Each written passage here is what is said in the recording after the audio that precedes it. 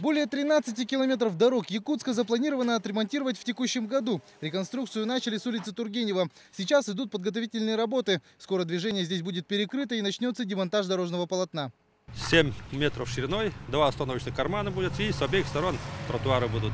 Когда плюсовая температура будет, фрезеровать будем, бортовые камни и асфальт ложить.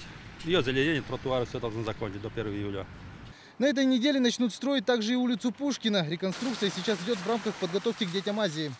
Половину улиц города планируется отремонтировать до начала международных спортивных игр. В основном это дороги, прилегающие к студгородку, а также маршруты участников и гостей соревнований. Кроме Тургенева туда входит еще Пушкина, Октябрьская, Поярково, Кулаковского, Юнского и Петровского. И на все это у подрядчиков осталось чуть больше 3 месяцев. После Детей Азии планов также немало. Мэрия намерена реконструировать окружное шоссе, где на пересечении с улицы Жарницкого будет кольцевая.